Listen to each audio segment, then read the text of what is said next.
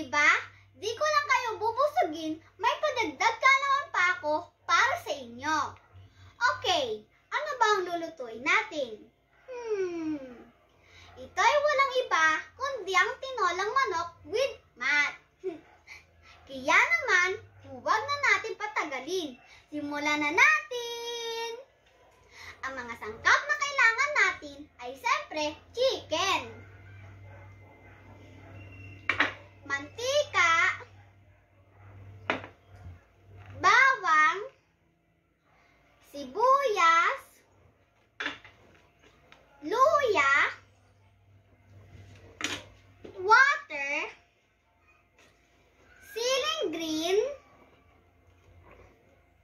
chicken cubes, patis para pampalasa, malunggay, at ang masustansyang sayote. Ang sayote ay isang masustansyang gulay dahil ito ay naglalaman ng maraming nutrisyon na kinakailangan ng ating katawan. Ang ilan sa mga nakukuhang sustansya mula sa pagkain nito ay una, magnesium, fiber, phosphorus, potassium, vitamin C at choline. Napakabisa din ang gulay na ito sa mga nagbabawas ng timbang. Dito sa sayote natin, magkakaroon tayo ng twist at lalagyan natin siya ng art. Kasi hihiwain natin ang mga sayote into quadrilaterals. Are you familiar with quadrilaterals? Ano ba ang quadrilaterals? In geometry, a quadrilateral can be defined as a closed two-dimensional shape which has four straight sides. We can find the shape of quadrilaterals in various things around us. And in this case, gagamitin natin ang quadrilateral sa sayote na lulutuin natin. Actually, may mga nahiwa na rin ako kanina. Ang quadrilaterals ay may iba't ibang hugis tulad ng rectangle, square, parallelogram, rhombus, at trapezoid. O diba, ang ganda ng mga shapes ng mga sayote na isasahog natin.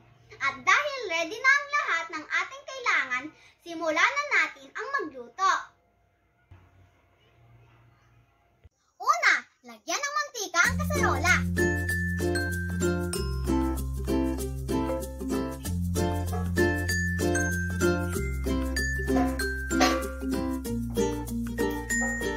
Pag mainit ang mantika, igisa ang sibuyas.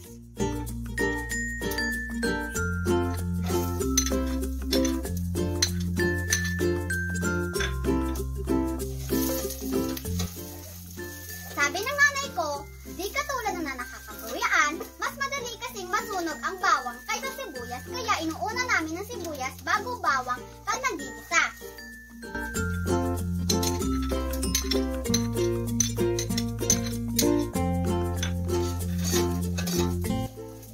Pag medyo brownish na siya, ilagay na natin ang luya.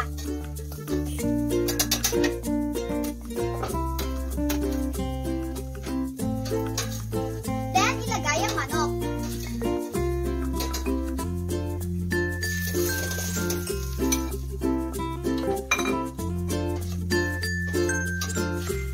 Haluin muna natin ang konti at hayaan natin na absorb ng chicken yung mga ginisa natin. Tsaka, lagyan na natin ng tubig.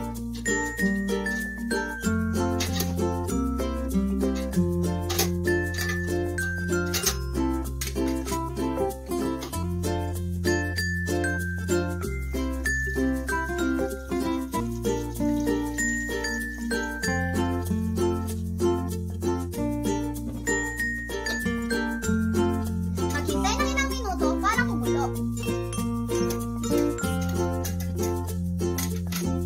At takpan ito. A few moments later.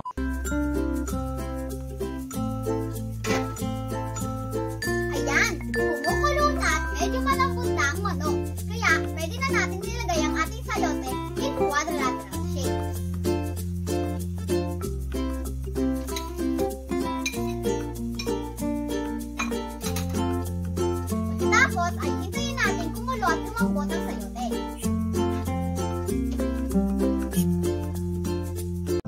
moments later. Kapag malambot na ang ating gulay, pwede na natin ilagay ang ating malunggay.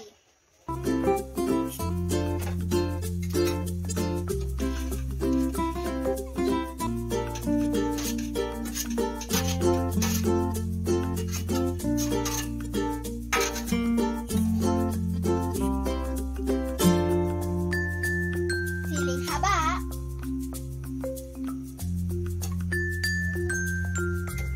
At iba pang panglasa na patis at chicken cubes.